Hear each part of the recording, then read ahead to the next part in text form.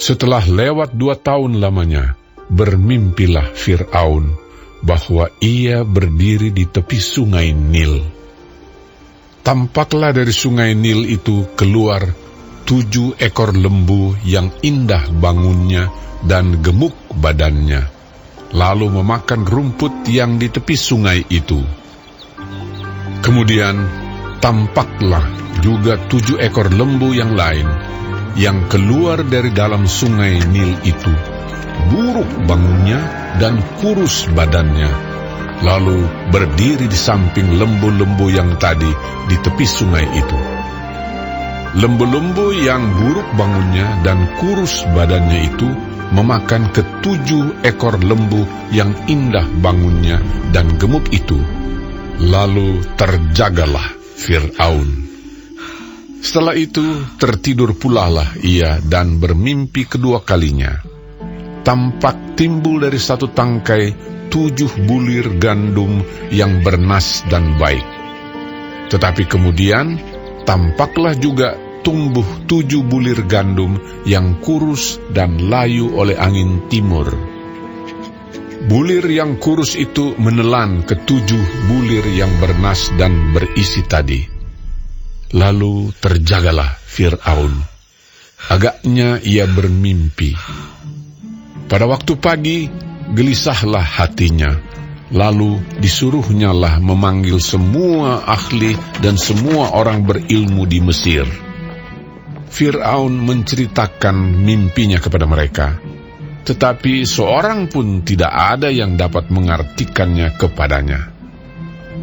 Lalu berkatalah kepala juru minuman kepada Fir'aun, "Hari ini aku merasa perlu menyebutkan kesalahanku yang dahulu. Waktu itu tuanku Firaun murka kepada pegawai-pegawainya dan menahan aku dalam rumah pengawal istana beserta dengan kepala juru roti. Pada Sabtu malam juga kami bermimpi. Aku dan kepala juru roti itu masing-masing mempunyai mimpi dengan artinya sendiri. Bersama-sama dengan kami ada di sana seorang muda Ibrani, hamba kepala pengawal istana itu. Kami menceritakan mimpi kami kepadanya, lalu diartikannya kepada kami mimpi kami masing-masing. Dan seperti yang diartikannya itu kepada kami, demikianlah pula terjadi. Aku dikembalikan ke dalam pangkatku, dan kepala juru roti itu digantung." Kemudian Fir'aun menyuruh memanggil Yusuf. Segeralah ia dikeluarkan dari tutupan. Ia bercukur dan berganti pakaian, lalu pergi menghadap Fir'aun. Berkatalah Fir'aun kepada Yusuf, "Aku telah bermimpi, dan seorang pun tidak ada yang dapat mengartikannya. Tetapi telah kudengar tentang engkau. Hanya dengan mendengar mimpi saja, engkau dapat mengartikannya." Yusuf menyahut Fir'aun, "Bukan sekali-kali aku, melainkan Allah juga yang akan memberitakan kesejahteraan kepada tuanku Firaun." Lalu berkatalah Fir'aun kepada Yusuf, "Dalam mimpiku itu, aku berdiri di tepi sungai Nil. Lalu tampaklah dari sungai Nil itu keluar 7 ekor lembu yang gemuk badannya dan indah bentuknya, dan makan rumput yang di tepi sungai itu. Tetapi kemudian tampaklah juga keluar 7 ekor lembu yang lain, kulit pemalut tulang, sangat buruk bangunnya, dan kurus badannya. Tidak pernah kulihat yang seburuk itu di seluruh tanah Mesir. Lembu yang kurus dan buruk itu memakan ke-7 ekor lembu gemuk yang mula-mula. Lembu-lembu ini masuk ke dalam perutnya, tetapi walaupun telah masuk ke dalam perutnya, tidaklah kelihatan sedikit pun tandanya. Bangunnya tetap sama buruknya seperti semula. Lalu terjagalah aku.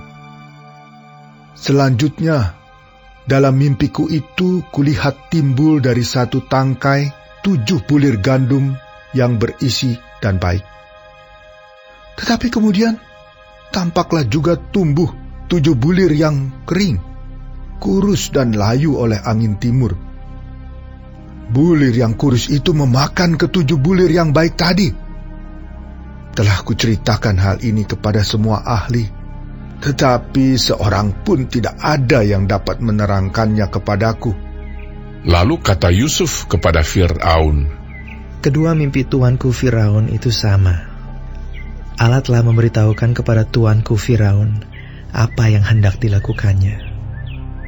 Ke-7 ekor lembu yang baik itu ialah 7 tahun, dan ke-7 bulir gandum yang baik itu ialah 7 tahun juga. Kedua mimpi itu sama. Ke-7 ekor lembu yang kurus dan buruk, yang keluar kemudian, maksudnya 7 tahun. Demikian pula ke-7 bulir gandum yang hampa dan layu oleh angin timur itu. Maksudnya akan ada 7 tahun kelaparan. Inilah maksud perkataanku ketika aku berkata kepada tuanku Firaun, Allah telah memperlihatkan kepada tuanku Firaun apa yang hendak dilakukannya. Ketahuilah tuanku, akan datang 7 tahun kelimpahan di seluruh tanah Mesir. Kemudian akan timbul 7 tahun kelaparan. Maka akan dilupakan segala kelimpahan itu di tanah Mesir, karena kelaparan itu mengurus keringkan negeri ini. Sesudah itu akan tidak kelihatan lagi bekas-bekas kelimpahan di negeri ini karena kelaparan itu, sebab sangat hebatnya kelaparan itu. Sampai 2 kali mimpi itu diulangi bagi tuanku Firaun, berarti hal itu telah ditetapkan oleh Allah, dan Allah akan segera melakukannya. Oleh sebab itu, baiklah tuanku Firaun mencari seorang yang berakal budi dan bijaksana, dan mengangkatnya menjadi kuasa atas tanah Mesir. Baiklah juga tuanku Firaun berbuat begini, yakni menempatkan penilik-penilik atas negeri ini, dan dalam ke-7 tahun kelimpahan itu memungut 1/5 dari hasil tanah Mesir. Mereka harus mengumpulkan segala bahan makanan dalam tahun-tahun baik yang akan datang ini, dan di bawah kuasa tuanku Firaun menimbun gandum di kota-kota sebagai bahan makanan serta menyimpannya. Demikianlah segala bahan makanan itu menjadi persediaan untuk negeri ini dalam ke-7 tahun kelaparan yang akan terjadi di tanah Mesir, supaya negeri ini jangan binasa karena kelaparan itu. usul itu dipandang baik oleh Fir'aun dan oleh semua pegawainya. Lalu berkatalah Fir'aun kepada para pegawainya, mungkinkah kita mendapat orang seperti ini, seorang yang penuh dengan roh Allah? Kata Fir'aun kepada Yusuf, oleh karena Allah telah memberitahukan semuanya ini kepadamu, tidaklah ada orang yang demikian berakal budi dan bijaksana seperti engkau. Engkaulah menjadi kuasa atas istanaku, dan kepada perintahmu seluruh rakyatku akan taat. Hanya tahta inilah kelebihanku daripadamu.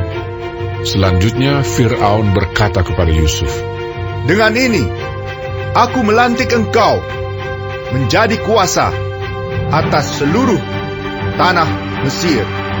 Sesudah itu Fir'aun menanggalkan cincin meterainya dari jarinya dan mengenakannya pada jari Yusuf.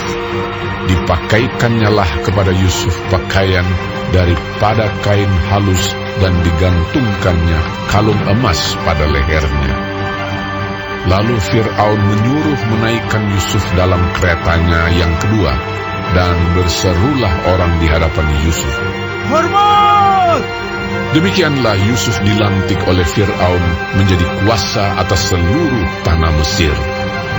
Berkatalah Fir'aun kepada Yusuf, akulah Firaun, tetapi dengan tidak setaumu, seorang pun tidak boleh bergerak di seluruh tanah Mesir. Lalu Fir'aun menamai Yusuf Zafnat Paaneah, serta memberikan Asnat, anak Potifera, imam di On, kepadanya menjadi istrinya. Demikianlah Yusuf muncul sebagai kuasa atas seluruh tanah Mesir. Yusuf berumur 30 tahun ketika ia menghadap Fir'aun, raja Mesir itu. Maka pergilah Yusuf dari depan Fir'aun, lalu dikelilinginya seluruh tanah Mesir. Tanah itu mengeluarkan hasil bertumpuk-tumpuk dalam ke-7 tahun kelimpahan itu. Maka Yusuf mengumpulkan segala bahan makanan ke-7 tahun kelimpahan yang ada di tanah Mesir, lalu disimpannya di kota-kota. Hasil daerah sekitar tiap-tiap kota disimpan di dalam kota itu. Demikianlah Yusuf menimbun gandum seperti pasir di laut, sangat banyak, sehingga orang berhenti menghitungnya, karena memang tidak terhitung. Sebelum datang tahun kelaparan itu, lahirlah bagi Yusuf 2 orang anak laki-laki yang dilahirkan oleh Asnat, anak Potifera, imam di On. Yusuf memberi nama Manasye kepada anak sulungnya itu, sebab katanya, Allah telah membuat aku lupa sama sekali kepada kesukaranku dan kepada rumah bapakku. Dan kepada anaknya yang kedua diberinya nama Efraim, sebab katanya, Allah membuat aku mendapat anak dalam negeri kesengsaraanku. setelah lewat ke-7 tahun kelimpahan yang ada di tanah Mesir itu, mulailah datang 7 tahun kelaparan, seperti yang telah dikatakan Yusuf. Dalam segala negeri ada kelaparan, tetapi di seluruh negeri Mesir ada roti. Ketika seluruh negeri Mesir menderita kelaparan, dan rakyat berteriak meminta roti kepada Fir'aun, berkatalah Fir'aun kepada semua orang Mesir, Pergilah kepada Yusuf, perbuatlah apa yang akan dikatakannya kepadamu. kelaparan itu merajalela di seluruh bumi. Maka Yusuf membuka segala lumbung dan menjual gandum kepada orang Mesir, sebab makin hebat kelaparan itu di tanah Mesir. Juga dari seluruh bumi datanglah orang ke Mesir untuk membeli gandum dari Yusuf, sebab hebat kelaparan itu di seluruh bumi.